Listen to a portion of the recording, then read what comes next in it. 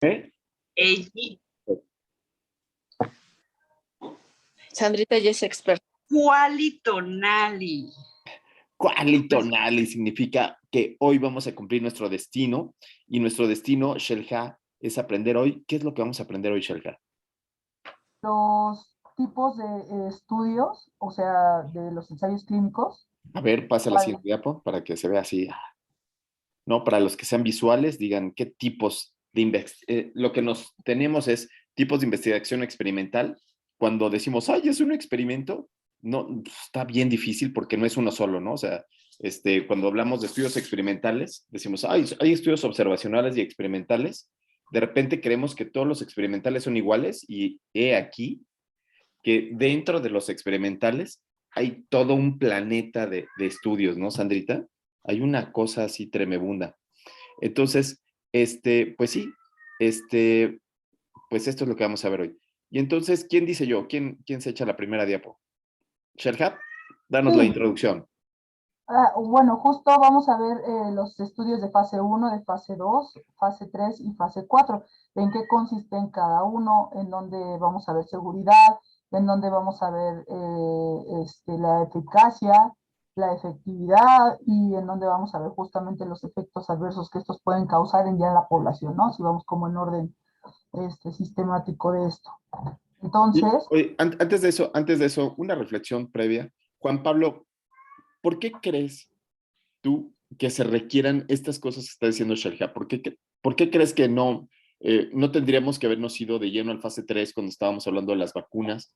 ¿O por qué no podemos estar seguros de la seguridad de las vacunas si hay un grupo antivacunas que puede ser que tengan algo de razón, que puede ser que tengan algo de, de miedo justificado hacia las vacunas? ¿Y qué nos podrías decir tú al respecto? Sobre todo ahorita que estamos en estudios fase 3 apenas. Y pues creo que justo esto, como lo dividen las fases de los ensayos experimentales, todas las maniobras, y lo tenemos muy presente ahorita con esto de COVID, justo como lo menciona. Primero, o sea, no sabíamos nada y todo esto tiene un orden y tiene un proceso para aprender y para sacar nuestras conclusiones. Entonces, primero viene esta parte de ver seguridad, seguridad en humanos, experimentar, y después, aún ya sabiendo que probablemente es seguro, darle seguimiento para ver este, los efectos a largo plazo. Sandrita, ¿y qué riesgos corremos en saltarnos los pasos e irnos de las fases experimentales tempranas a poner vacunas a diestra y siniestra? Uno muy fuerte serían efectos adversos no deseados en los pacientes. Si no conocemos cuál es la seguridad, cuál es sí, la eficacia, o que realmente, por ejemplo, en vacunas no tengamos la protección que necesitáramos, Okay. o que generáramos anticuerpos contra la vacuna y entonces no sirviera de nada. Si nos saltáramos directamente, ya tenemos esta nueva vacuna, vamos a ponérselas a todos, sin antes analizar cuál sería la dosis adecuada, en qué momentos están, no sé, generando anticuerpos, por ejemplo, y se está neutralizando el trabajo que hicimos, ¿no? Juan Pablo, cuéntame tú, si esto tiene sus blancos y negros, si tiene sus grises, sus tonalidades grises, a esto que decimos, saltarnos los pasos, a veces hay que hacerlo. Sí, doctor, pero creo que, y justo saltaron los pasos, y lo que hemos estado aprendiendo en esta parte de la maestría y el doctorado es saber como qué tanto de nuestro desenlace se explica por nuestra maniobra, ¿no? Entonces, saltárnoslo, creo que podríamos estar capturando cosas que ni siquiera es ahorita, como el ejemplo que estamos poniendo, las vacunas, pero, o sea, sí, efectos adversos, todo, pero no podemos atribuirle toda la parte de nuestra maniobra. Sí, y bueno, yo lo que quería dejarles en la conciencia es que si bien el pipeline que se llama o la línea de producción que se tiene que hacer de fase 1, fase 2, fase 3 o fase 0 incluso, incluso estudios in vitro, estudios sin sílice, este, ante la ola que tenemos ahorita de la pandemia, tenemos que salir y dar y tomar decisiones, ¿no? Y tomar una decisión de nos vacunamos o no nos vacunamos. Y entonces aquí es donde también juega un papel en donde esto no está labrado en piedra y no significa que a fuerza tenga uno que seguir esos pasos, sino lo que sí significa es que nos ayuda a pensar sobre la seguridad de los medicamentos, aunque no necesariamente tenga que ver con que esto sea sí o sí, ¿no? Y lo vimos ahorita porque las vacunas demostraron disminuir la pandemia a pesar de no tener los fase 4. Entonces abrió el paradigma de que esto sí es importante, pero no es todo en la vida, ¿no? Esto sí es importante, pero no es todo en la vida. Es decir, hay que tomar decisiones con lo que tenemos, ¿no? ¿Sale? Y entonces, pues venga la siguiente diapositiva ahora sí.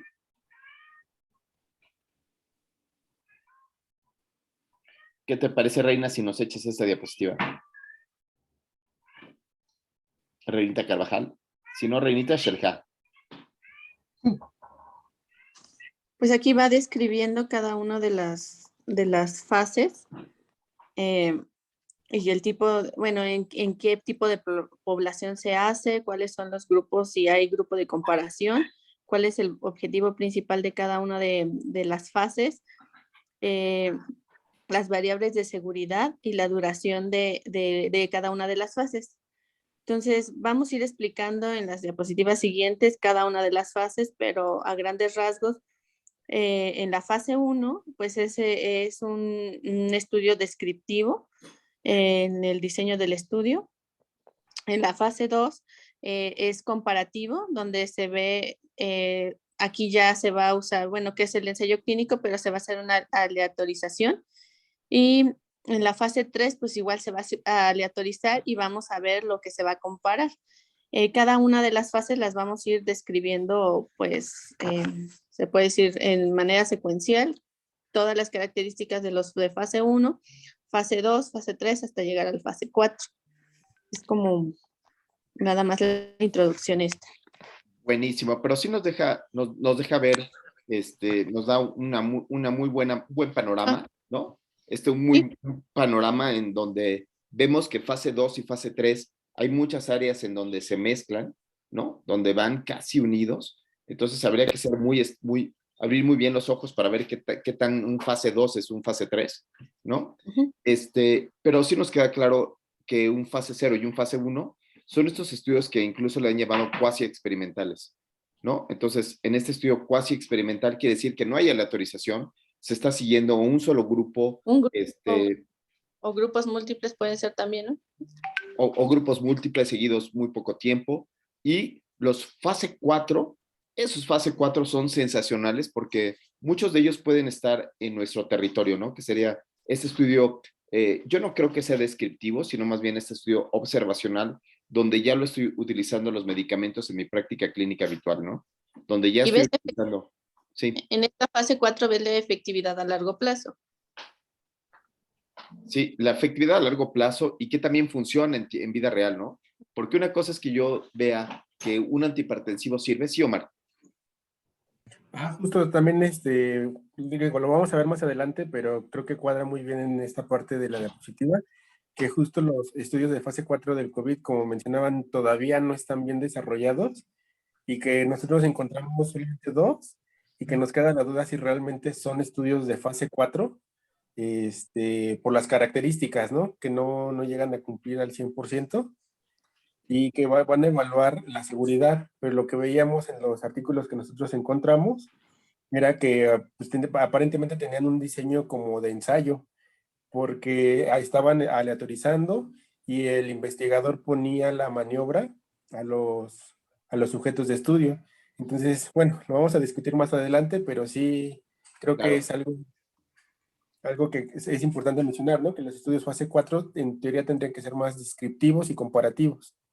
Y entonces ahí tenías la mezcolanza, ¿no? Fase 3, 4, podría ser eso, donde el investigador está aleatorizando, y finalmente estos del mundo real, donde no hay nada de aleatorización. Entonces, ahí, o sea, parece ser que sí hay una división, pero, o sea, parece que hay una división, pero cuando ya nos enfrentamos en la vida real, parece que todo está combinado, los investigadores se permiten combinar todo con todo. Gracias, Omarcito. Ahora sí la diapositiva que sigue. Bueno, Sí, antes Reina. fase también es importante que aquí ya va a haber farmacovigilancia en de fase 4. Buenísimo, gracias.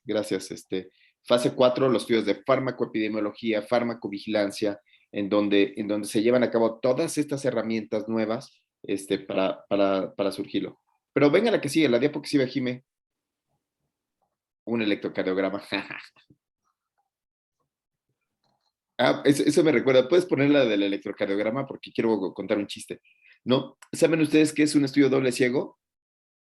Un estudio doble ciego es ponerle a un ginecólogo y a un cirujano un electrocardiograma. Es un gran chiste, ¿no? Bueno, ya, la que sigue, Jimé. No, no tengo pruebas, pero tampoco tengo dudas. Está abierto. Muy bueno. Jimenita, fase 1. Sí, ¿podemos regresarle a la anterior? ¿A la del electro? No, la es que te siguiente. saltaste una. Es- Ay, sorry, perdón. Bueno, entonces estos estudios son como los más básicos y los que, bueno, no los más básicos, los primeros en hacerse y son los que van a dar pie a identificar, por ejemplo, la dosis máxima tolerada y sobre todo la toxicidad y eventos adversos, y se usan voluntarios sanos y se requieren muestras pequeñas y en general no se puede derivar de un estudio uno cómo va a estar la onda a largo plazo porque duran solamente semanas a meses. Entonces, básicamente es lo primero que se ve de un fármaco, es decir, cuál es su perfil de toxicidad, cuál es la dosis máxima que se tolera en pacientes que no tienen otras enfermedades. Muy bien, Jimé. Esta diapositiva me gustó mucho, pero en contra de esta diapositiva es que eran un montón y no tiene citas. Entonces, una diapositiva en doctorado sin citas es igual a que yo les haga a todo el equipo, ¿no? O sea, que súper chafas, tienen que ponerles citas, porque esto no salió de su ronco pecho, sino que esto fue producto de una búsqueda de la literatura y que se basaron en algún libro, ¿no? O en algún libro o en algún artículo. Entonces, Jimé, tú muy mal, tú tienes un tache porque no tenías citas. Ya sé que vas a decir, ay, pero yo no fui, no, yo era la Está bien, ni delantera. modo. Yo era la delantera y no era el portero y nos metieron gol a todos Ni modo. Así es. Sí, sigue, Que sí Jimé. tienes, Doc, sí tiene cita, pero está en blanco. La acabo de poner en negro. Ah, Jimé, truco. sí tiene cita, pero no se ve, ¿no? Ajá, exacto. Ok, bueno, lo que les quiero decir es, porque tiene Es la que sí cita, tiene, pero no se ve. porque Sí, mire, exacto. aquí está, sí tiene. Sí, Enter. esa es una Porque máxima de está- las diapositivas. ¿Para qué ponen algo que no se va a ver? Eso no, o sea, no manches, o sea, no Pero pongan bueno, algo en la diapositiva que no se vaya a ver, que son como estos esquemas en donde está tan chiquito que no se ve nada, ¿no? Entonces hay que ponerlo en el lugar que corresponda. Ni modo, o sea, hay que probar. fue error de Edición. edición, no de omisión. Ok, ok, bueno, entonces una trompetilla a ustedes por error de edición. Sale. Carlita Murillo, venga. Carlita no está, ¿verdad? Tiene guardia, ¿no? Está de guardia. Sí, tiene guardia. Carlita Pérez. No, no está tampoco Carla. Juan Pablo, venga. Pues bueno, tenemos que también los estudios de fase 1 principalmente son indispensables para esto del desarrollo de nuevos fármacos, nuevas vacunas. Otra característica es que su proporción riesgo-beneficio es bajo, o sea, no expones a los pacientes o a las personas a esta parte. Tiene que cumplir con estándares éticos rigurosos y ponen un ejemplo aquí justo esto de Kenter, que aplicó un anticuerpo monoclonal a voluntarios sanos y pues ya no los dejó tan sanos. Les ocasionó una disfunción multiorgánica a algunos participantes, entonces pues justo esta parte es de lo que se trata, evitarlo. Ok, entonces hay que abrir bien los ojos, que desde el punto de vista ético, los fase 1 en voluntarios sanos de repente no está tan padre. Por lo tanto, se han utilizado en pacientes con afecciones graves, en donde ya no tienen remedio, ¿no? Donde tienen un cáncer muy avanzado o donde tienen una afección muy avanzada y entonces en esos pacientes, bueno, ya estaban mal y entonces se puede poner. Eso sería la contra del uso de sanos, de sujetos sanos. Entonces, eso es como para tener abiertos los ojos, en donde el fase 1 no llega a ser tan ético, ¿no? Sandra, la que sigue, la diapo que sigue. Perfecto. Ejemplo de fase 1, elegimos un artículo para COVID, para las vacunas de COVID, y este habla de seguridad e inmunogenicidad de dos tipos de vacunas en candidatos, ¿no? Tipos de vacunas basados en RNA. Entonces, La siguiente, por favor. Resulta que entonces aquí van, en este artículo, midieron la seguridad e inmunogenicidad a 3 diferentes dosis, tanto de la vacuna BioNTech 16-2B1 y BioNTech 16-2B2. En este artículo se incluyeron adultos sanos en 2 grupos, tanto de 18 a 55 como de 65 a 85.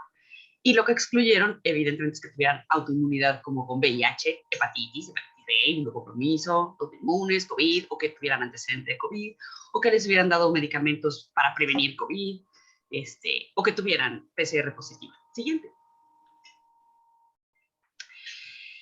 En este estudio de 332 pacientes voluntarios, pues, que se adjuntaron a la lista de esta invitación, realmente se sacaron 83, pues bueno, obviamente fallaron con los criterios de inclusión y 58 no fueron asignados, de modo que tuvimos 195 a los cuales empezamos a dividir.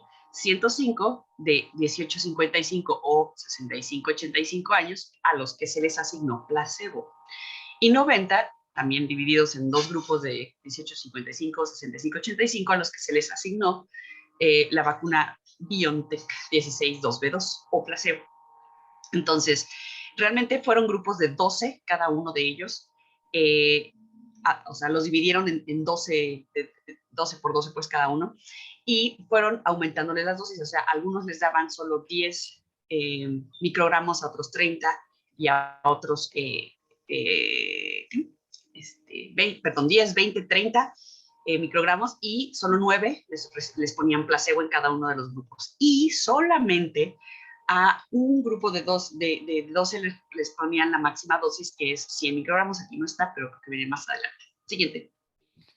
Y esto es un estudio Sandrita, controlado aquí, con placebo.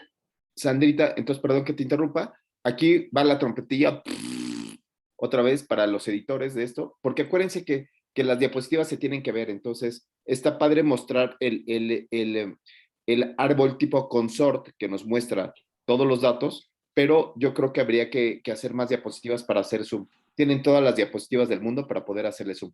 Pero sí, síguele, está buenísimo. Ok.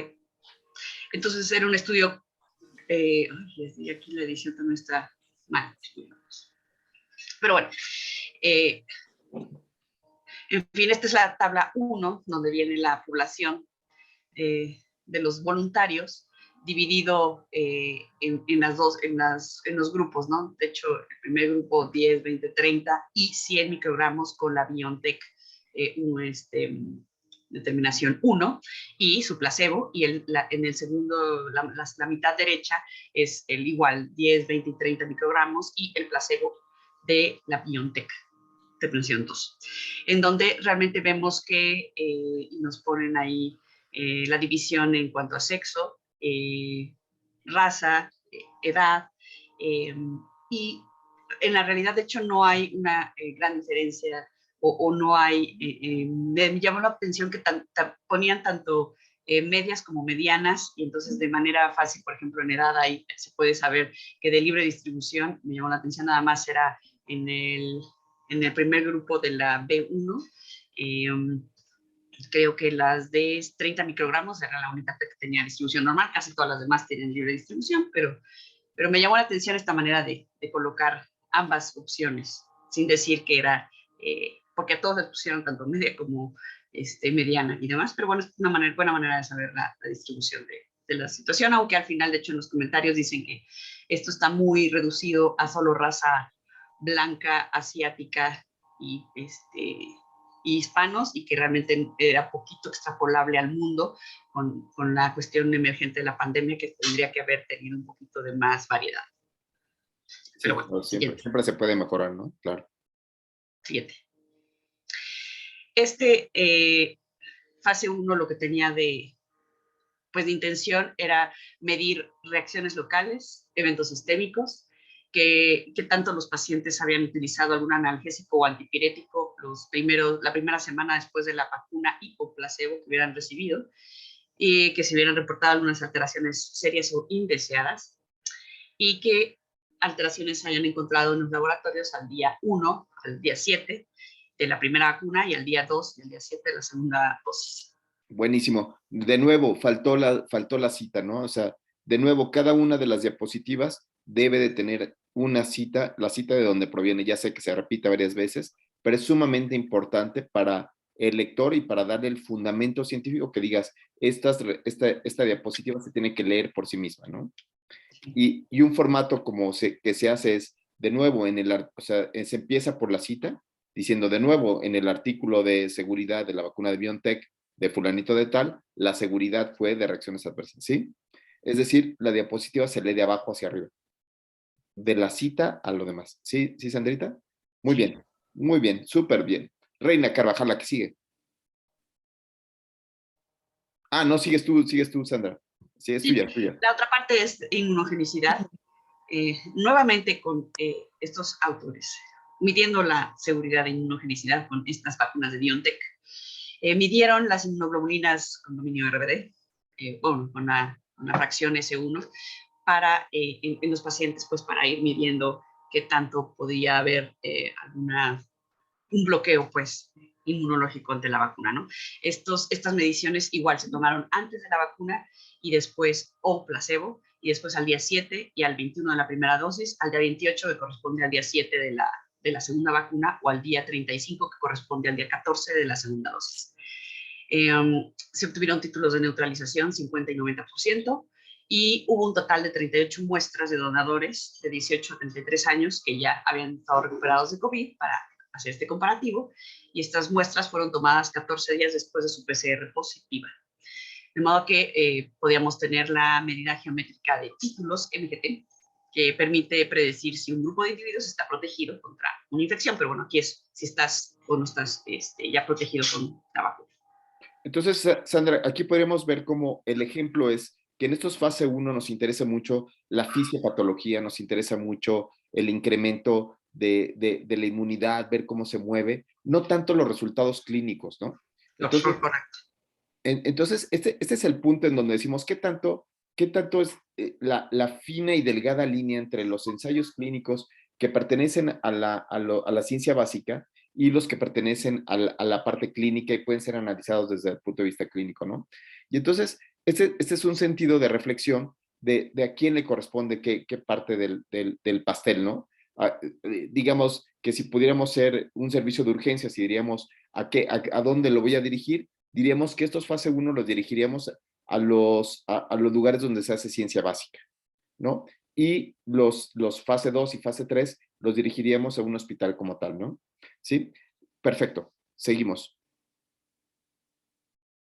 Si quieres esta, no la saltamos, que son cómo es el porcentaje entre unas y otras y cómo se toman las decisiones, ¿no? Entonces, la decisión es que si no hay una diferencia tan abismal, entonces decidimos a la dosis más baja, ¿no?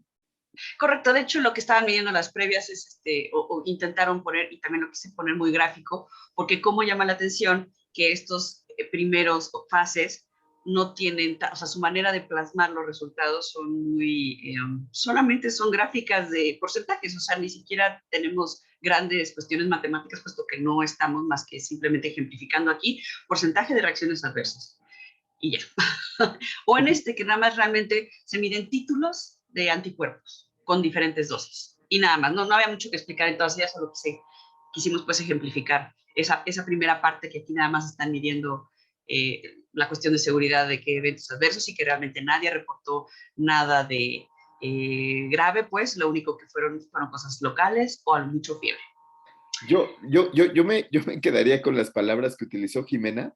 Jimena ocupó unas palabras bellísimas. Es que no es tan solo, sino que en esta ocasión se buscaron estas circunstancias. O sea, no podríamos demeritar estos estudios. Estos estudios son buenísimos, son estudios muy caros, son estudios que tienen que ver con la determinación de inmunoglobulinas en las mejores condiciones de laboratorio. Entonces, Sandrita, entonces yo quisiera no demeritar el estudio es buenísimo, nos demuestra la inmunogenicidad y demuestra que sí estamos en una vacuna que sirve, estamos en una vacuna que sí tenemos los pelos de la burra para demostrar que una dosis, desde la dosis de 10 miligramos, que es la primera dosis, y mejor aún la dosis de 20 miligramos, puede ser la que más funcione.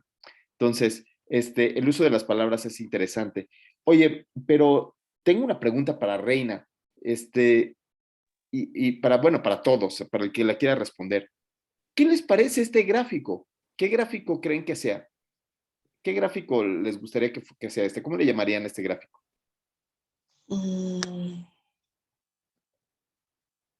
De los gráficos que conocen, de sus clases de estadística, ¿no?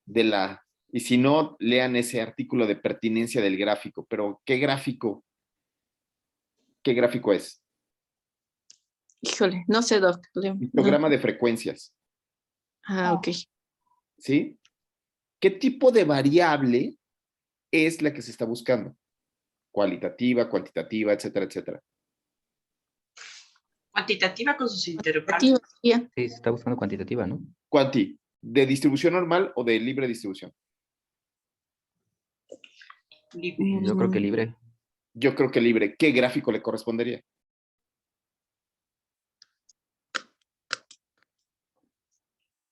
Ahí El ya no sé. gráfico que le correspondería sería box plot.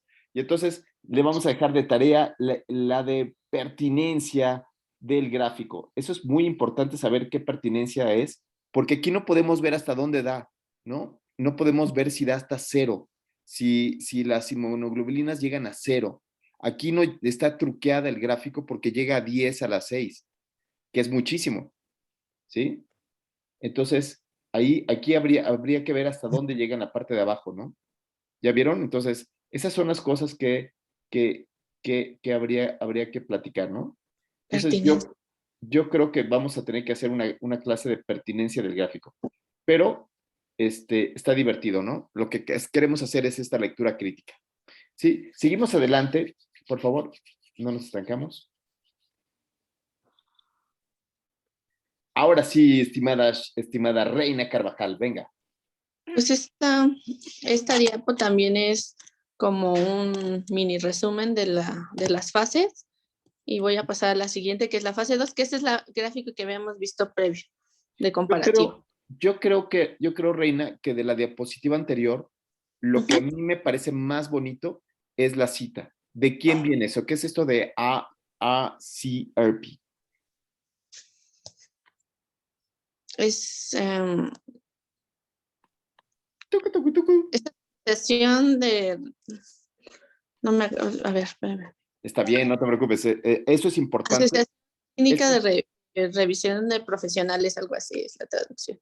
Es decir, las personas que están haciendo ensayos clínicos requieren tener los lineamientos y la información para hacerlo. No cualquier persona puede hacer los ensayos clínicos. Tiene que tener buenas prácticas clínicas, tiene que tener su documentación adecuada de estos ACRP, que sería como los manuales de reanimación cardíaca para un urgenciólogo. Como la guía de que en cada fase que tenemos que buscar o qué objetivos lograr y la duración de cada estudio. O sea, son los lineamientos de cada una de las fases. ¿Y quién los avala? Juan Pablo, por favor. Justo eso, entonces es como una certificación, doctor, esto del ACRP. Así es. Wow. Son Ok. certificaciones que debemos de tener. Sí. Aquí en México las certificaciones que se piden son las de ICH y las de las guías de buenas prácticas clínicas. Seguimos adelante. Bueno, en los estudios de fase 2, aquí, bueno, para evaluar un fármaco, esta va a ser una fase donde, bueno, la fase es exploratoria, ya en sujetos que tienen la enfermedad. Se mide la tasa de respuesta con las dosis seguras de la fase. Obviamente esto se había hecho en la fase 1 previo y se comienzan a ver los efectos secundarios. Estas previamente pues ya se analizó qué dosis es la de las dosis seguras, que son las que se van a utilizar, pero aquí la diferencia es que son en sujetos con la enfermedad. Miden la seguridad, pero esto también se realiza en una población pequeña. La duración es entre 2 a 3 años en promedio.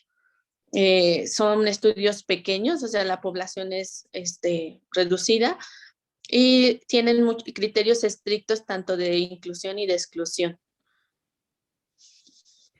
Buenísimo. Pueden pasar la siguiente. Y bueno, para evaluar un fármaco, pues tenemos que ver la efectividad del fármaco, la seguridad, las dosis y las que se van a utilizar y las diferentes poblaciones. Y también se tienen que vigilar las interacciones con otros medicamentos, ya que vimos que la población que se va a estudiar, pues ya tiene la enfermedad. Y puede, como había mencionado, puede utilizar otros fármacos, ¿no? Y tenemos que ver no causar otros eventos a lo mejor adversos por la combinación de dichos fármacos. Ok, entonces ya estamos en una fase 2 en donde ya nos interesan los datos que hemos conocido en la maestría. Nos interesan ya riesgos relativos para evaluar la efectividad contra placebo, ya nos interesan subir un poquito las dosis, ya nos interesa la demarcación diagnóstica, ¿no? Entonces ya empezamos a tener algún otro tipo de pensamiento, ¿no? Entonces aquí va mejorando todo el asunto. ¿Sí? ¿Quieres seguir, Reina? Sí. ¿Sí? La siguiente es un ejemplo. Este es, el artículo donde son pacientes diagnosticados con COVID mediante pues una PCR en los últimos 3 días y los cuales este estudio es un estudio comparativo, ¿no? El tratamiento estándar a recibir 400 miligramos de hidroxicloroquina 2 veces al día y seguidos de 200 miligramos durante 200 miligramos al día los siguientes 4 días de tratamiento para aclaramiento ¿cómo se llama? Del virus para el día 6. Es el aclaramiento del virus al día 6. Buenísimo, sí. Y como vemos aquí, pues bueno, ahí están los que fueron elegibles, que fueron 342 pacientes, de los cuales pues fueron excluidos, porque bueno, ya había comentado previamente que tienen que cumplir ciertos criterios de inclusión y exclusión. Ahí se excluyeron 242 pacientes y pues nos quedaron 105 pacientes a los que se les hizo la intervención y el otro fue el grupo control. Ok, fíjense que yo lo conozco como flowchart tipo consort, pero quisiera que alguien buscara por allí, ahorita en lo que sigue hablando Reina, ¿cómo lo podríamos traducir al español?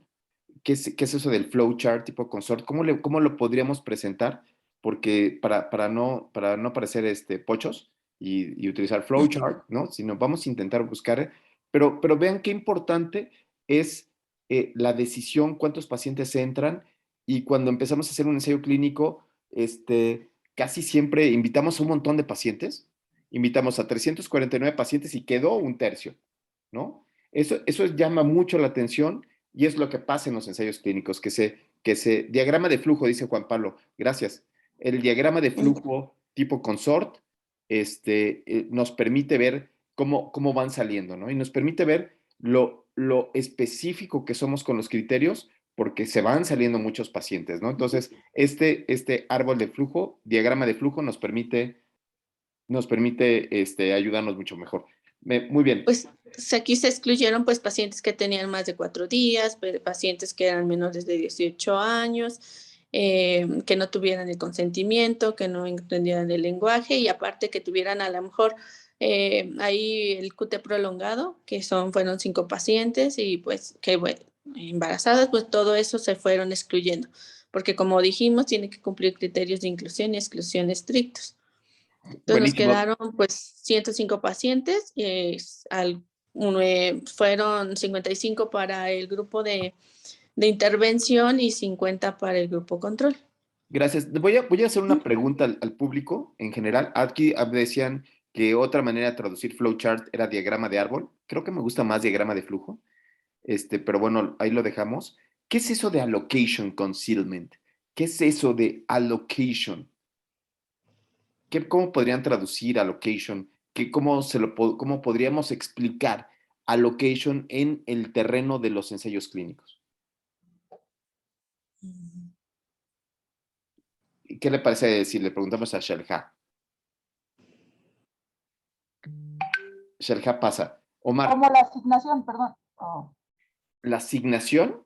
¿Tú crees que solamente sea la asignación? ¿Te asigné a un grupo y a otro, así como que de manera... No, es que justo, o sea, la autorización, o sea, asignar al grupo control, al grupo de la intervención, y justamente darles como la misma oportunidad de ser aleatorizados, o sea, de que reciban el tratamiento a diferentes dosis o el control.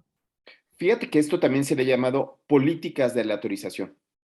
Al allocation, a la asignación, quiere decir que no tan solo fueron asignados así como si Dios pusiera la mano, sino que debo tener unas políticas que tienen que ver con que haya sido cegado, con que haya sido hecho por agentes externos, y todas estas políticas que tienen que ver que fueron llevados a un grupo y al otro, y que los dos grupos no se contaminaron, y que los médicos no sabían que estuvieran contaminados. Esta es una parte muy importante que viene en material y métodos.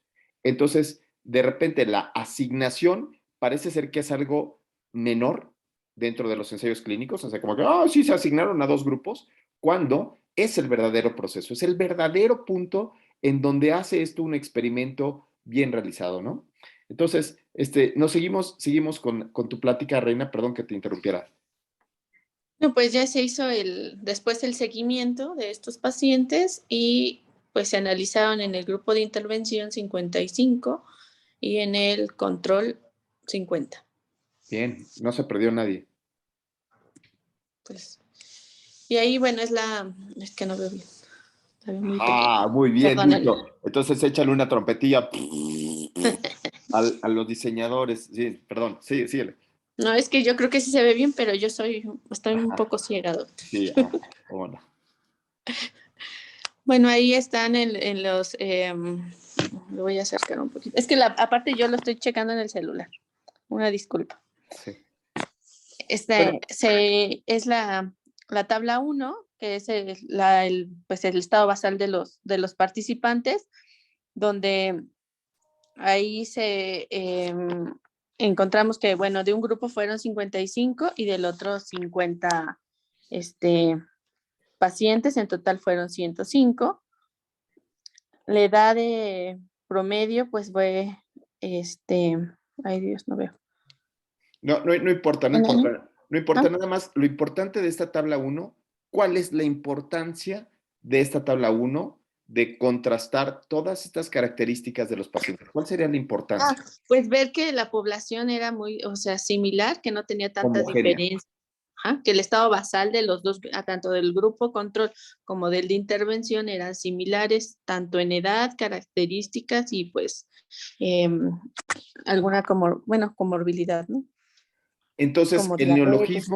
neologismo que se ocupa para decir todas las palabras que tú dijiste es para establecer la demarcación diagnóstica de la población. Todo lo que dijiste se enlaza en un solo neologismo que se llama demarcación diagnóstica. Sí. ¿Sí? Por cierto que hoy tocan los neologismos, la letra D, por si alguien nos sigue en los neologismos del día, en Twitter. Ya les di la respuesta. Ya no tiene chiste. Bueno, ok, sale, seguimos. Muy bien.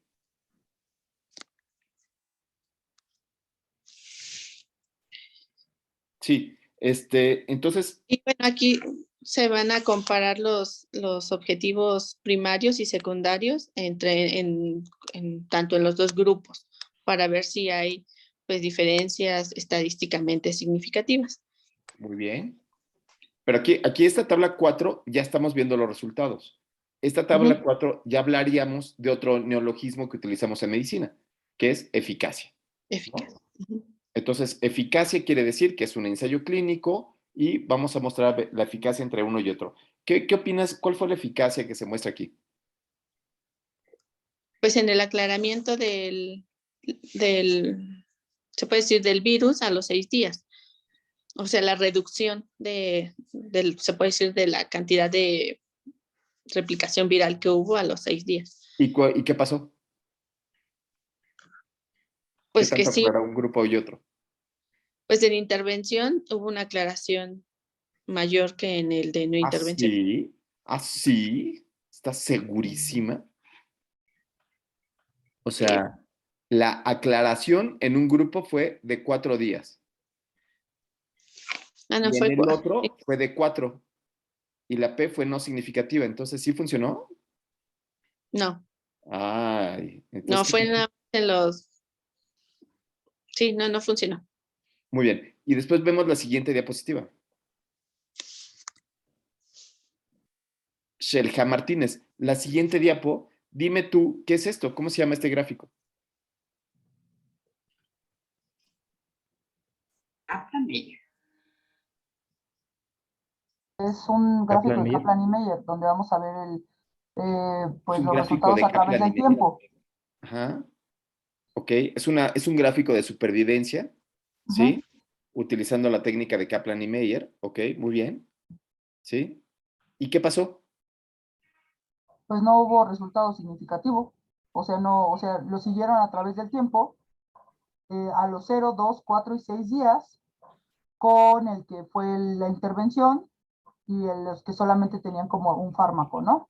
Y realmente el aclaramiento el aclaramiento del virus, pues no resultó significativo. Ok, entonces, ¿y qué podrías concluir al respecto? Hidroxicloroquina No sirve, contra SOC. no sirve para eliminar el virus, o sea, no sirve.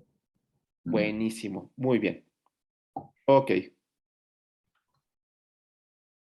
Entonces, aquí seguimos con el tiempo de aclaramiento, que en realidad no sería tanto de una relevancia clínica tal cual, porque lo que estamos viendo solamente es el virus. O sea, de repente a los pacientes les da igual si ya aclaró el virus o no aclaró el virus, sino lo que el paciente quiere es mejorar, ¿no, Omar?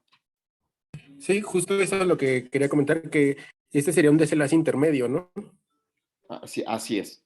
Entonces, No en estaría estos siendo un- desenlaces intermedios o desenlaces ancilares, no nos permiten ver el desenlace. Por eso es que este es un fase 2, porque apenas estamos en la aleatorización, no tiene un desenlace clínico como tal, y nosotros como médicos no podríamos forjarnos ni a favor ni en contra. Bueno, yo creo que en contra sí, ¿no, Omar? Yo creo que en Pues contra esto sí, va a pero depender de que si, por ejemplo, el aclaramiento del virus tenga repercusiones directas sobre la evolución o sobre la progresión de la enfermedad, ¿no? Si a lo Pero mejor si ya tienes la evidencia de que no jala, ¿tú qué dirías? ¿Tú le darías o no le darías? no, que no, ya no. Ya no buscarías el fase 3, ¿no? O sea, ya no Sí, estarías en la exactamente. fase 3. Solamente que existiera evidencia de que hay una relación entre la carga viral y la progresión de la enfermedad, sí valdría la pena seguir, pero mientras tanto, no. Sí, de acuerdo, de acuerdo. Lo que nos pasó fue que creíamos que sí funcionaba y nos fuimos al fase 3 como gordo en tobogán, ¿no? Bueno, por lo menos nosotros. ¿Sí? La que sigue.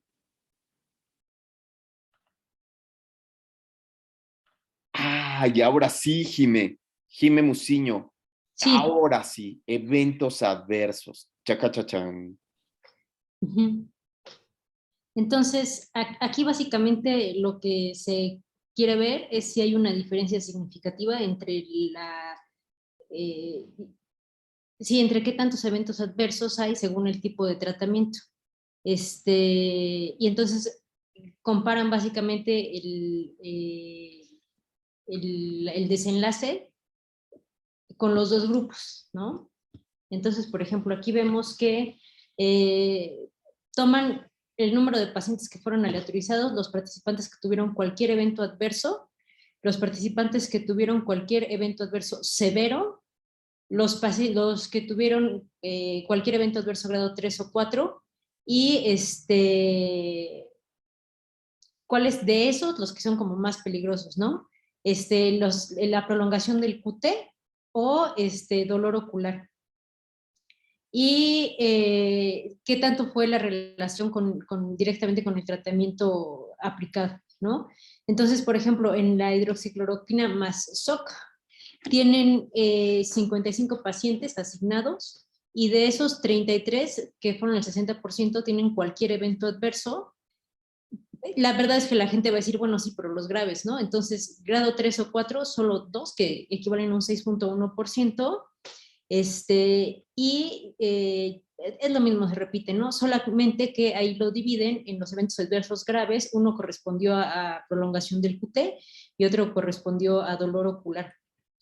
Ok, Y pero en general podríamos decir, Jime, que no hay eventos adversos graves por el uso de hidroxicloroquina, ¿no?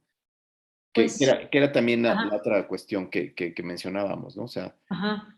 O sea, tampoco es un medicamento que sí se ha utilizado previamente, entonces, este, sí, sí.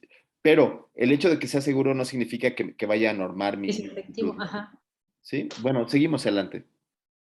Entonces, perdón, lo que nos llevamos de esta diapositiva es que tenemos eventos adversos, ajá, adverse events, tenemos otros que son serios, severe adverse events, y otros que pueden ser asociados al medicamento. Y entonces los vamos a graduar. Esta graduación la ha hecho la OMS, en donde tiene un lugar que se llama CTC, Common Toxicity ajá. Criteria. Si quieres ponle ahí, Jimena, diga Shelha. Entonces, tendríamos que ver el Common Toxicity Criteria para saber para ver cómo están las graduaciones. Entonces, cada vez que hablamos de un fármaco, tendríamos que conocer eso. Puedes escribir ahí CTC para que todo nos quede claro qué es lo que estamos buscando. Common Toxicity Criteria, Shloka, en la presentación. Es Common Toxicity Criteria, que es donde vemos qué es un evento adverso serio, qué es un grado 1, qué es un grado 2, qué es un grado 3 y qué es un grado 4. ¿Sí? Entonces, y eso lo podemos consultar para cada uno de los fármacos. Common Toxicity Criteria. Y eso es lo que se ve en estas tablas. No es que yo me haga un grado 3 y grado 4 porque me salió del corazón. ¿Sí? Eso es lo que vamos a aprender de esta tabla. Muy bien. Gracias, Jimé. Carla, ¿ya habrá regresado Carla Murillo? ¿Todavía sigue de guardia? No, Yo sigue creo de que hasta guardia. mañana, doctor. Hasta mañana, muy bien. Carlita Pérez, ¿te echas la siguiente diapo? ¿Quieres? Sí, doctor, aquí estoy. Ese es Ya. otro estudio, ¿no? Este es otro estudio. Doctor, este estudio me permití como ponerlo porque en las clases de seminario de Me investigación permití, son Carla, ahí, este es un trabajo en equipo, Carla, discúlpame, pero no me permití, sino que nos permitimos permitieron, todos. nos Este permitimos fue todos, trabajo en ustedes equipo, no, todos vamos juntos, todos Carla. los demás. Cálmate tú sola, yo contra el mundo, hija del maíz. Sí, perdóname, Carlita. Sí, adelante. Bueno, le comentaba a mis compañeros una situación. Es un diseño de estudio de fase 2 también. Es de cáncer pulmonar de células no pequeñas localmente avanzado metastásico con mutación KRAS-T G12C, que haya tenido progresión a líneas previas de tratamiento. Los criterios de exclusión, que tuvieran enfermedad activa no tratada en sistema nervioso central, que tuvieran más de 3 líneas previas, un tratamiento previo menos de 28 días antes del inicio del fármaco que está la intervención, o radioterapia o tratamiento paliativo menos de 2 semanas de aplicar el tratamiento de la intervención. El tratamiento es sotorasib, 960 miligramos al día, hasta progresión o toxicidad inaceptable, y se le da un seguimiento para seguridad. Ajá. Se les hacía una evaluación radiográfica cada 6 semanas por 48 semanas y posteriormente cada 12 semanas. El Carlita, ¿y por qué este estudio sería en tratamiento. fase 2? ¿Por qué no es un fase 3? O sea, está aleatorizado, no va contra placebo, que era lo que habíamos visto en los datos anteriores. ¿Por qué crees tú que este podría ser catalogado o podría ser un ejemplo de fase 2?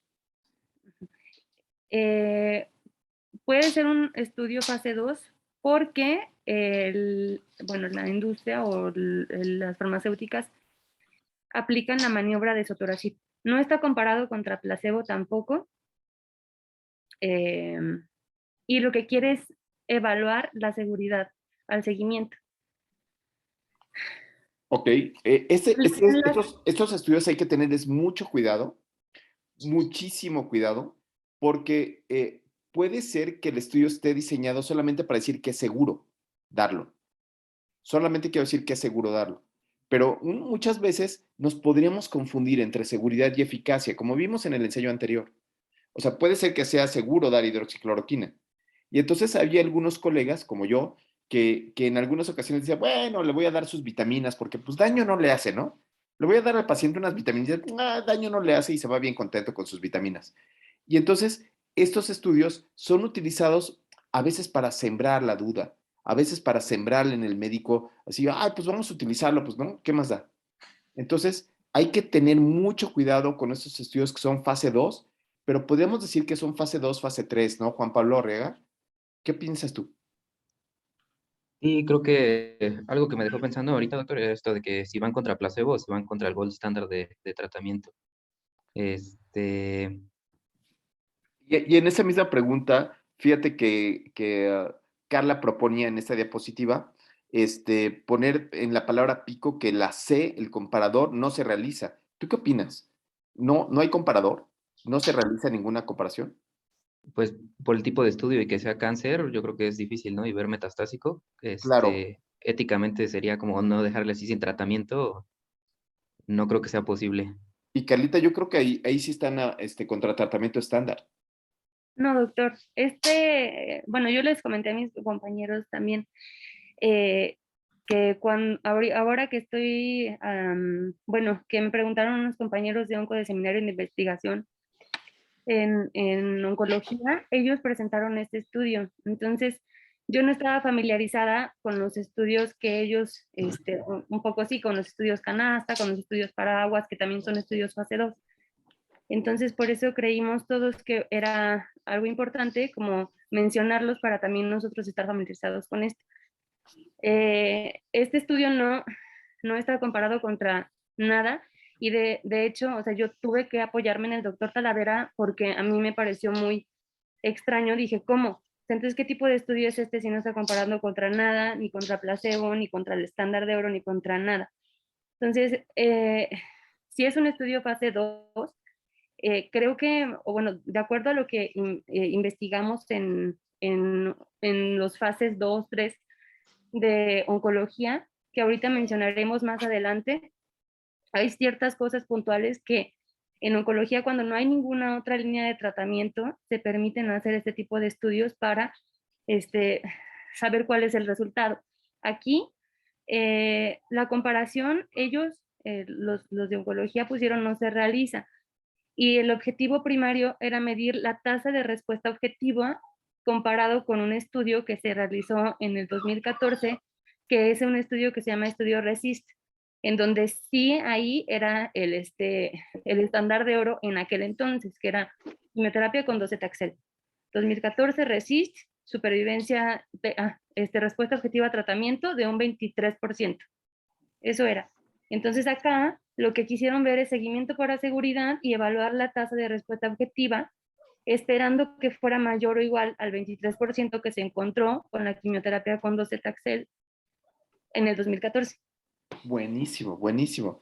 ¿Qué era lo que empezábamos? Este ejemplo queda muy bien, estimada Carla, porque al inicio decíamos, fíjense que tenemos esta diapositiva donde tenemos fase 1, fase 2, fase 3, fase 4, pero que muchas de las ocasiones es muy difícil diferenciarlos o catalogarlos, porque cada uno de los investigadores puede buscar la forma de solucionar el problema, ¿no? Aquí empieza a ser como una especie de metaanálisis, porque ocupa a los pacientes del RESIST inicial y los compara contra los nuevos.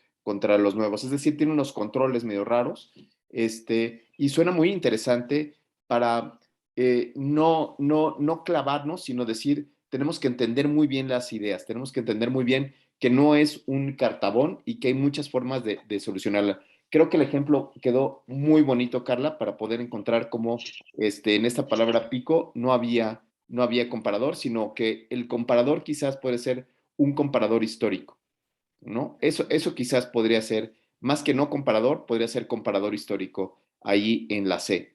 Muy buen, me parece que nos ayuda muchísimo a abrir la mente. Gracias, Carita. La diapositiva que sigue. Bueno, Reina, una pregunta. sí, ¿Qué Reina. tanto los comparadores históricos se permiten o se pueden realizar? Claro, siempre y cuando, bueno, lo que nos ha mostrado los metaanálisis y los network metaanálisis es que sí se puede hacer, pero hay que tener mucho cuidado de nuevo, en la demarcación diagnóstica. Hay que tener mucho cuidado en que estas poblaciones sean similares. Si yo demuestro que las poblaciones son similares, luego entonces puedo hacer la comparación, ¿sí? Entonces Eso sería como que muy, muy importante. Entonces, vamos a darle un poquito más de prisa. Si Ok. quieren, vámonos más a los ejemplos de los tipos de estudio, justo como nos lo mostró Carlita, ¿sí? Para ahondar en el diseño más que en los resultados del estudio. Sí, Carla. Ok, yo tuve muchas dudas respecto a este estudio, se las compartí a mis compañeros y bueno, como le mencionaba al doctor, pues el doctor Talavera, yo también tuve esa misma duda que tuvo Reina y dije, ¿cómo pueden comparar algo con algo del 2014? O sea, ¿cómo puede ser que esto sea factible y que este estudio pase a fase 3, por ejemplo? Porque pasó a fase 3.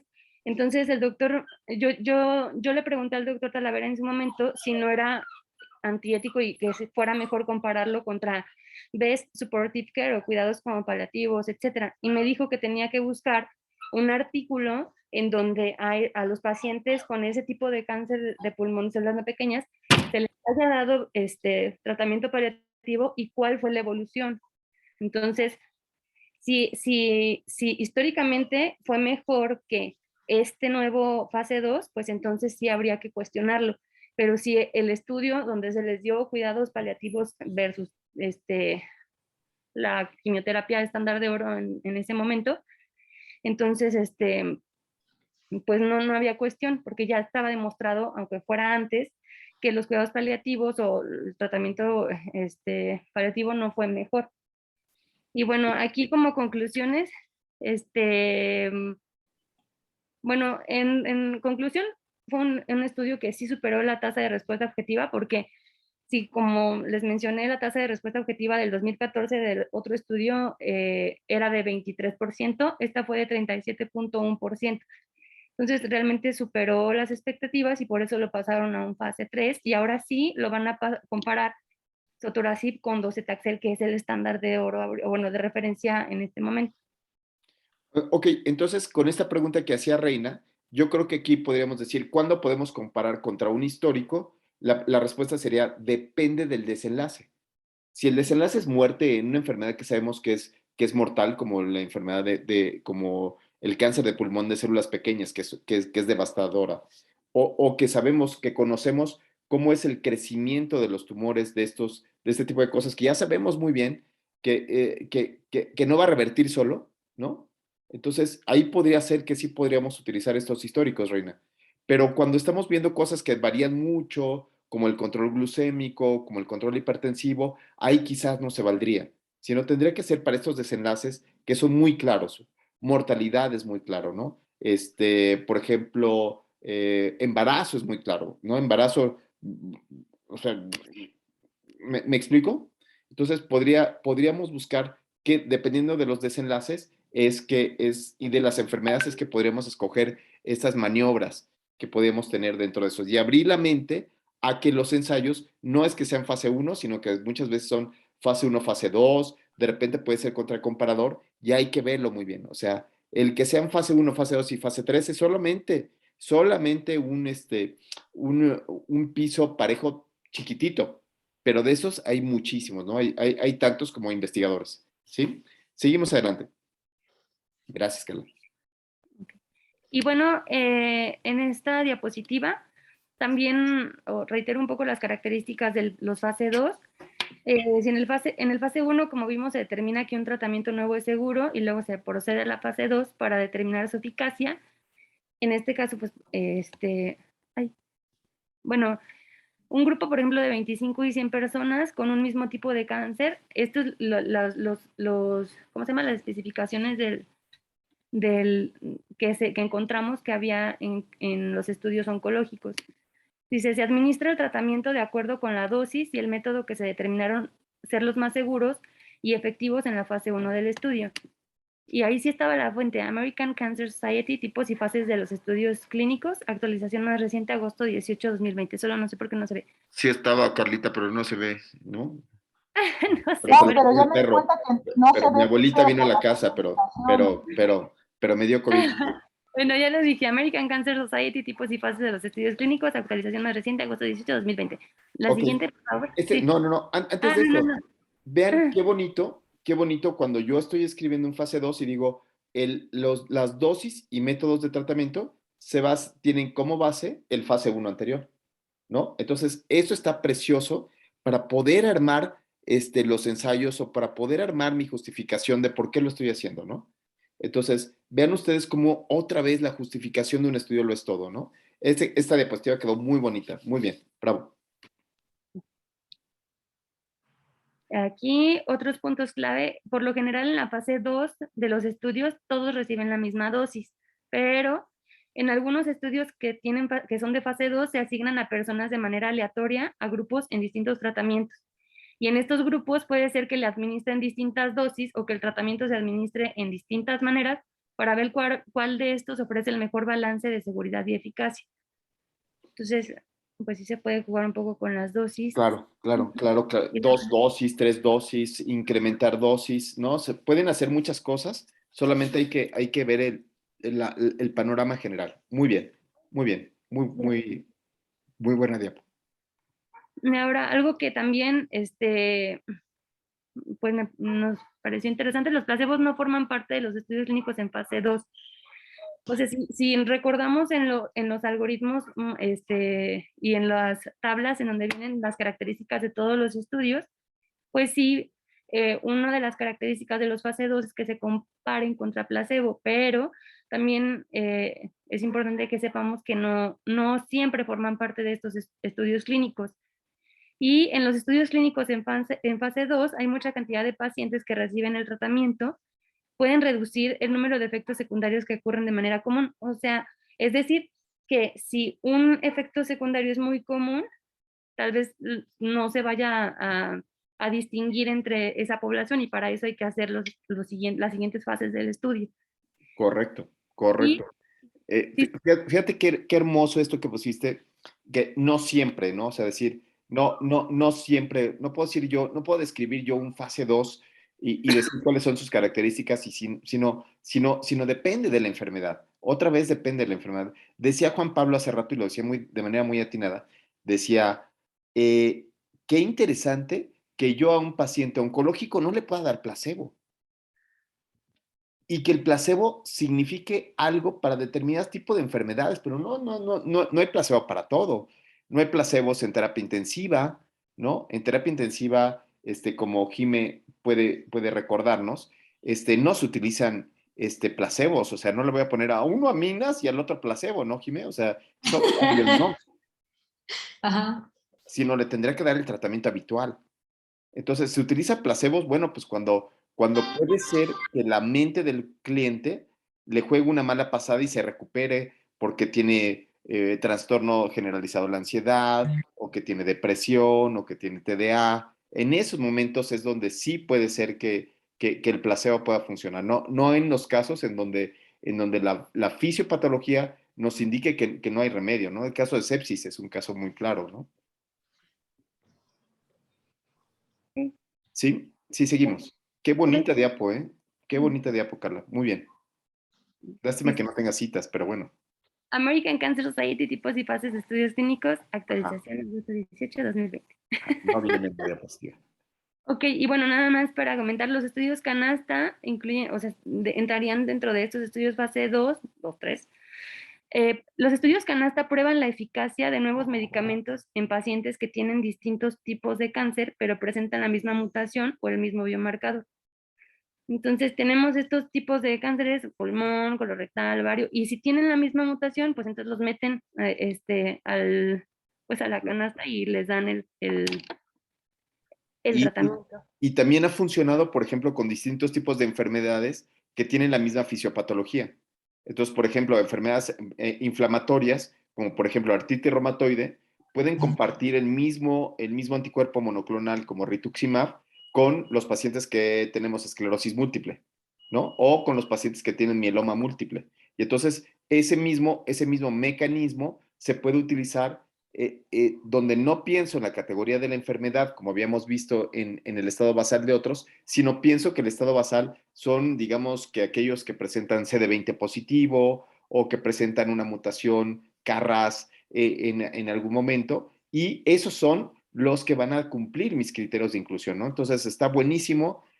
Aprendimos estudio canasta, buenísimo. Es un neologismo muy bueno. Okay.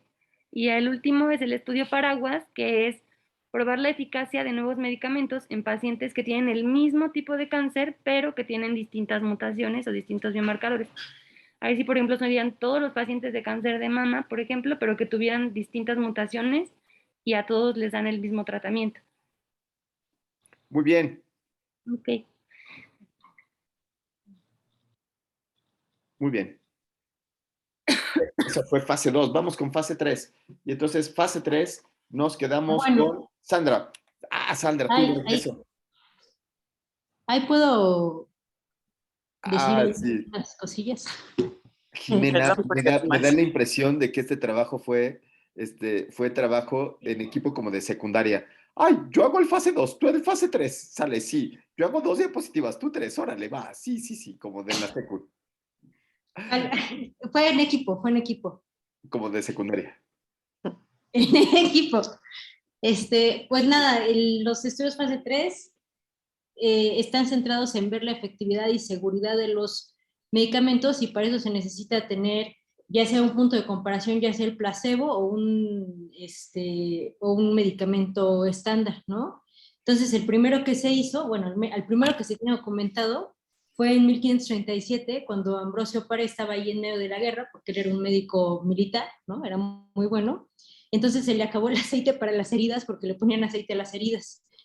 Y entonces, como no se le ocurrió otra cosa que hacer, hizo un ungüentillo ahí con yema de huevo, no, sí, el yol, que es la yema, con yema de huevo y aceite de rosas.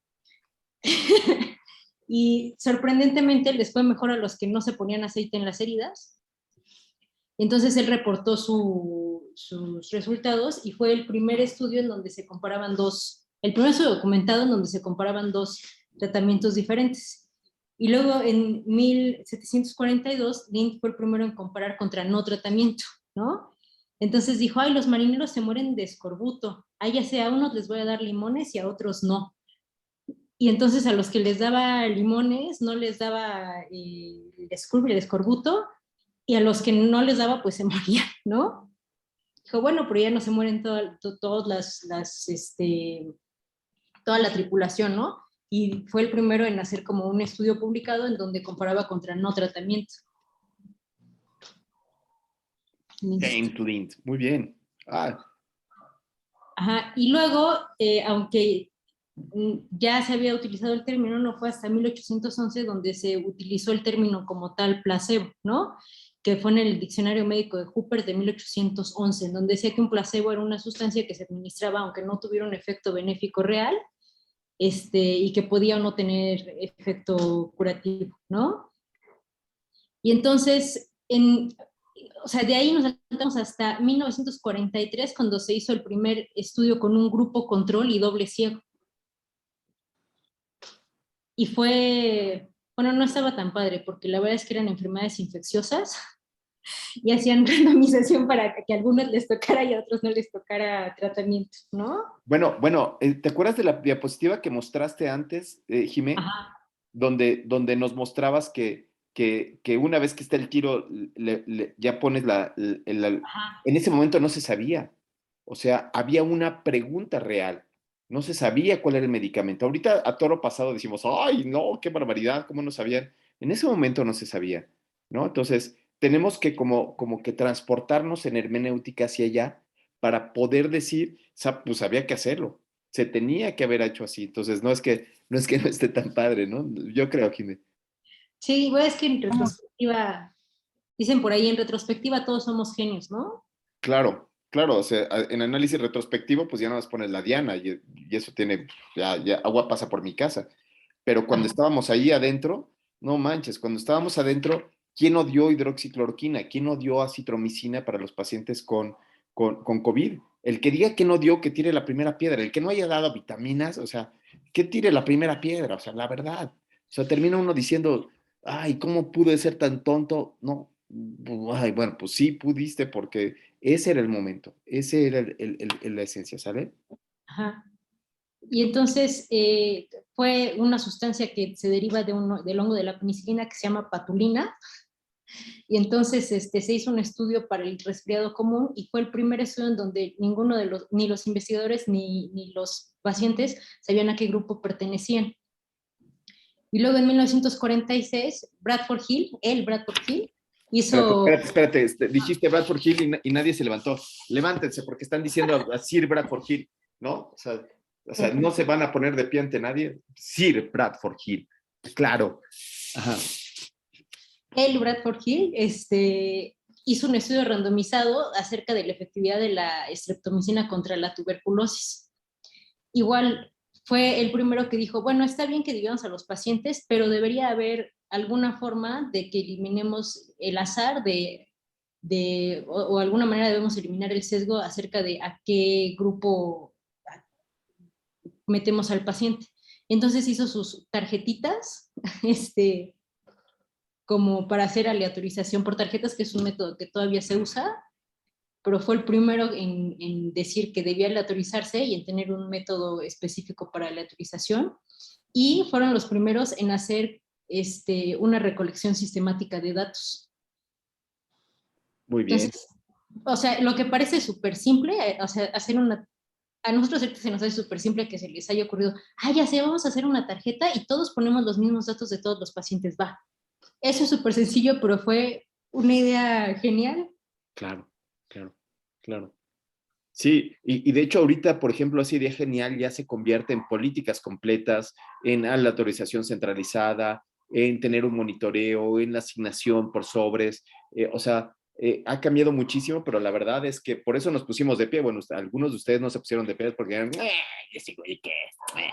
Pero vino a traer una nueva manera de pensar, ¿no? Vino a traer una nueva manera de cambio de pensamiento, en donde muchos de los medicamentos nosotros no entenderíamos la eficacia que tienen si no es a la luz de Austin Bradford Hill, ¿no? Entonces, por eso creo yo que nos debíamos de poner de pie. Ustedes no se preocupen, no se pongan de pie cuando digan su nombre, no pasa nada, pero seguimos adelante.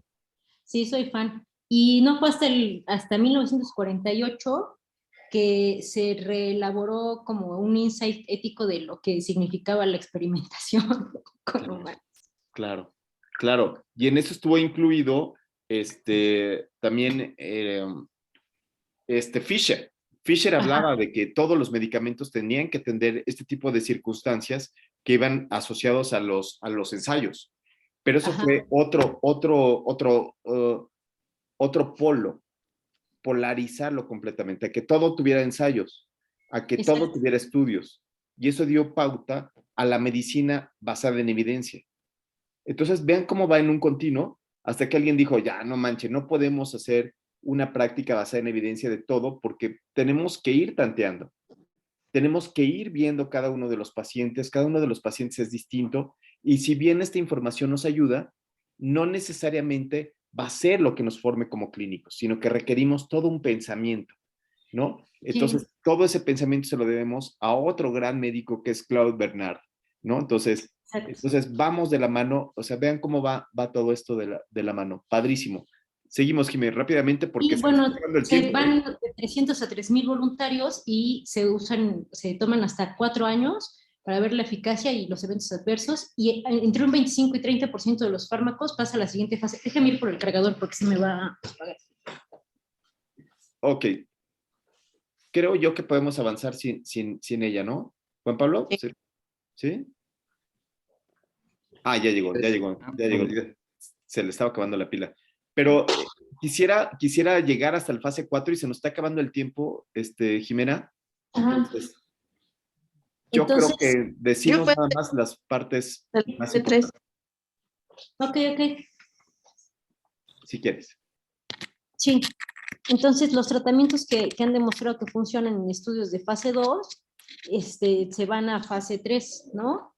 Y se generaliza su uso y justo es ver, ¿no? Seguridad y eficacia versus el tratamiento estandarizado.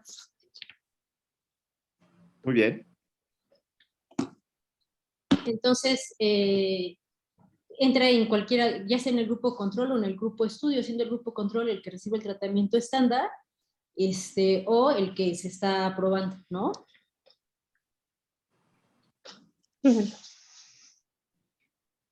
Sí. Y entonces, por ejemplo, puede ser control con placebo, control con tratamiento, o sea, puede ser hidroxicloroquina versus nada o hidroxicloroquina versus cebalín. Claro. O incluso, por ejemplo, puedes tener otros comparadores, como los DOMIs. ¿Han oído hablar de los DOMIs, o sea, el doble engaño, por ejemplo? No.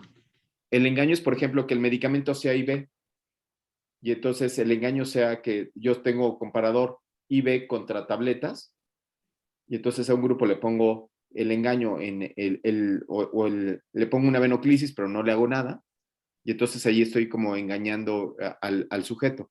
Y se han hecho engaños tan graves como, por ejemplo, cirugías, o sea, hacer como que opero, ¿no? Y pero no le hago nada. Está muy interesante. En apendicitis es muy interesante porque los sujetos que se sienten operados dicen, ya me curé, a pesar de que siguen con los dolores. Entonces es muy interesante estos asuntos de cómo la mente humana puede llegar a jugar un gran punto, ¿no? ¿Es real que hicieron eso los cirujanos? Sí, claro, por supuesto, sí.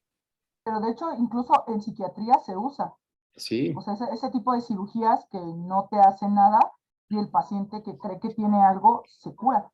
O sea, sí están ya estudiadas y sí se usan. ¿Qué tal para las crisis electroconvulsivas? Para la terapia electroconvulsiva. Entonces, en el de terapia electroconvulsiva los anestesiaban, les ponían terapia electroconvulsiva y a otro grupo nada más los anestesiaban. Y les decían que les habían dado y los dos se curaban. ¡Wow! ¡Wow! Los efectos placebos, por eso son tan importantes. A veces el efecto placebo también va dirigido al médico. El médico cree que lo que está haciendo está bien. O sea, regresemos al mundo de las apendicitis. ¿Cuántos de ustedes no creían hace algún tiempo, antes de ver el ensayo clínico de apendicitis, que la apendicitis se curaba operándose y no con antibióticos? Yo lo creía. Yo me creía esa circunstancia de sin analgésicos y sin antibióticos y todos se operaban.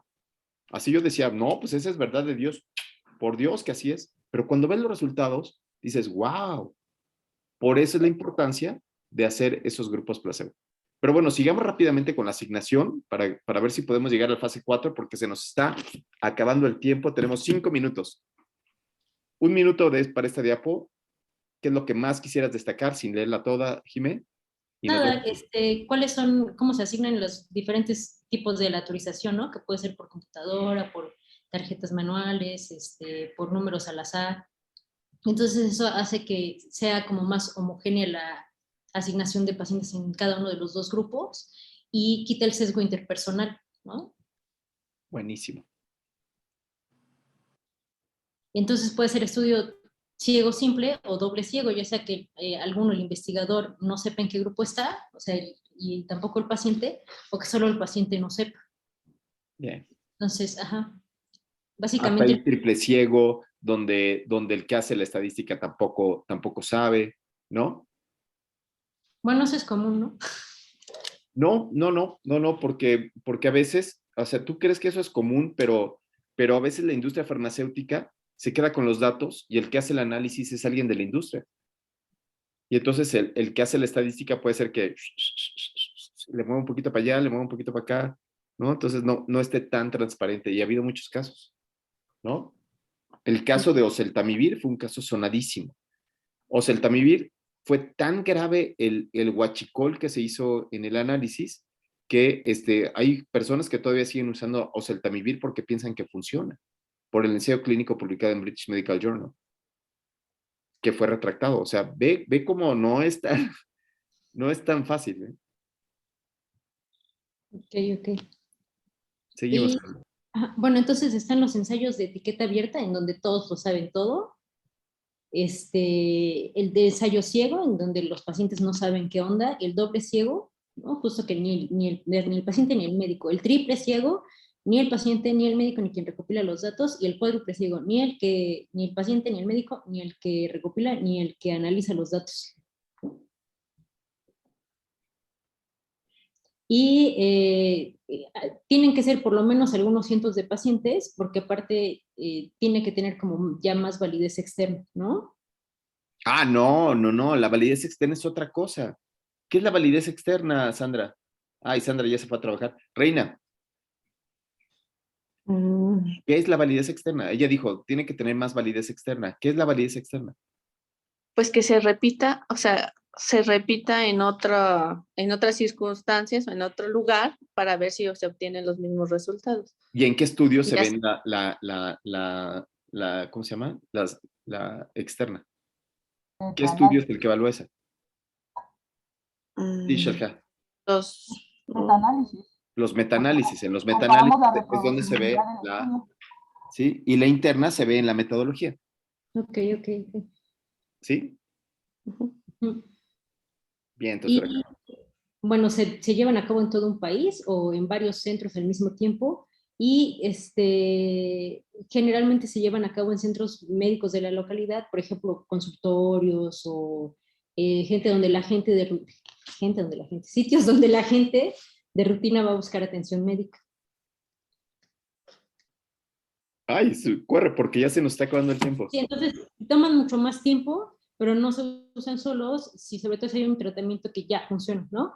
Y en ocasiones se puede aleatorizar para recibir placebo y en algún momento se puede hacer como cruzar a los pacientes, ¿no? Claro, crossover, por ejemplo, sí. Los estudios cruzados, claro, por supuesto. Y ya, sí. Bueno, nos vamos al fase 4, pero ya nos queda un minuto. No sé a quién le tocó el fase 4. Ahí Nos va la queda fase 4, doctor. un minuto de fase 4. Va. Un poquito más. Ahí, la que sigue, por favor. Pues bueno, los estudios fase 4 es todos los estudios posteriores al registro de la farmacovigilancia. ¿Qué quieren decir estos? Que son los post-marketing, los que ya están, los fármacos ya avalados por FDA, por la OMS, están todo esto. El hecho de que ya está avalado y se vea que es seguro no quiere decir que se acabó el trabajo. Justo eso, de eso se trata la farmacovigilancia, la detección de efectos secundarios a largo plazo y los posibles efectos del fármaco sobre la patología. Miden y toman en cuenta también esta parte de morbilidad y mortalidad.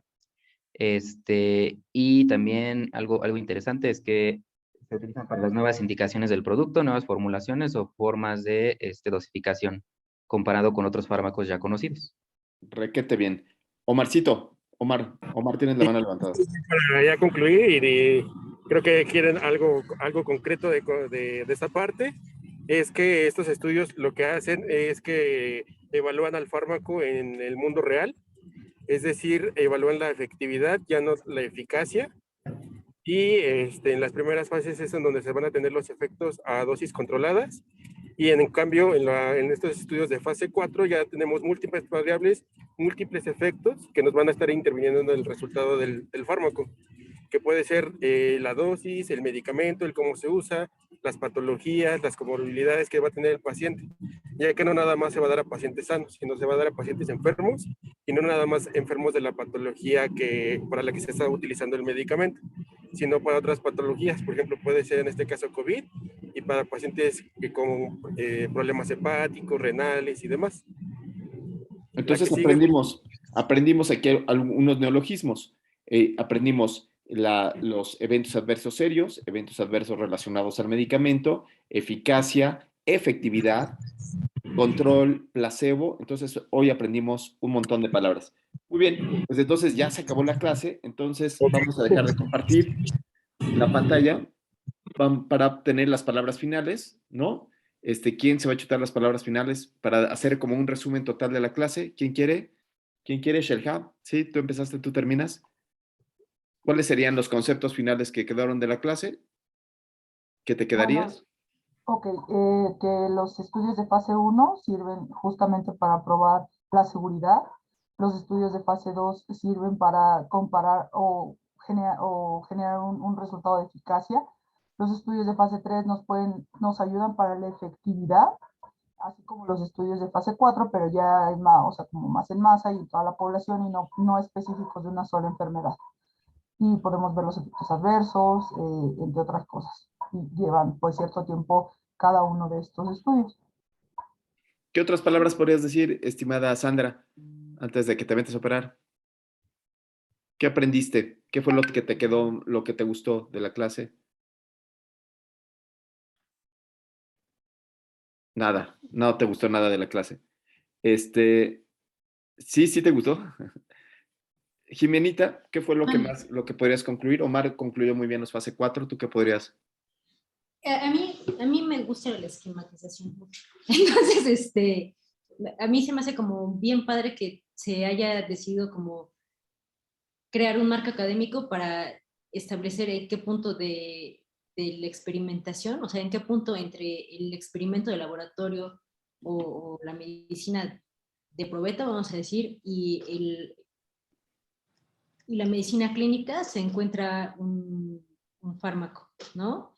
Entonces, el haber generado un marco metodológico para el ir escalando cómo ingresa un fármaco dentro de la práctica clínica, es lo que aprendimos, ¿no? Cómo se va escalando desde un marco teórico, un experimento cuasi de probeta, hasta la integración de un fármaco a la medicina clínica en diferentes etapas.